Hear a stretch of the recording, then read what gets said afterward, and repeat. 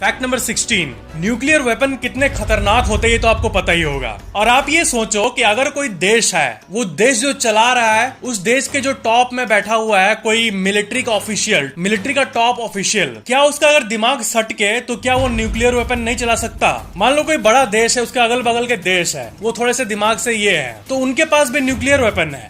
और nuclear weapon एक ऐसी चीज है जो कि मजाक बिल्कुल भी नहीं है भाई, बिल्कुल भी मजाक नहीं है। वो गिरा दिया तो खत्म, वॉर शुरू हो जाएगा। तो ऐसा क्यों नहीं हुआ है कि देश भले ही कितना भी कम दिमाग का हो, वो लोग एक्सीडेंटली न्यूक्लियर वेपन नहीं छोड़ देते? मतलब मैं ये कहना चाहता हूँ कि ज्यादातर लोग का माइंड सेन होता है, नॉर्मल होता है, लेकिन अगर टॉप में कुछ सनकी लोग आ गए हैं तो वो तो चला सकते हैं ना न्यूक्लियर वेपन। लेकिन वैसा नहीं होता, इसका कारण है न्यूक्लियर वेपन किसी भी देश का सिर्फ एक इंसान के द्वारा नहीं चलाया जा सकता। ये एक स्टैंडर्ड प्रैक्टिस है जो कि हर कंट्री यूज करता है। यानी किसी देश को न्यूक्लियर वेपन चलाना है तो बहुत लेवल से गुजरना पड़ता है, और उसका जो की होता है और जो पासवर्ड होता है वो सिर्फ एक के हाथ में नहीं होता है। टॉप वाले पर्सन की इज्जत होती है कि हाँ वो जो करेगा सही करेगा, लेकिन फिर भी खाली वही चाहे और चला दे न्यूक्लियर वेपन, वैसा नहीं हो सकता है। उसके साथ साथ लगभग 100 और ऑफिशियल को आके अपना अपना पासकोड और कंफर्मेशन देना होगा। थोड़ा डीपली बता दूं आपको कि एग्जैक्ट ये सिस्टम तो नहीं होता है जो मैं ऐसे बता रहा हूँ लिटरली, लेकिन आप इस कॉन्सेप्ट को समझ जाओ कि कंट्रोल अलग अलग हाथों में बटा रहता है। क्योंकि साइकोपैथ्स का तो दिमाग आपको पता ही होगा।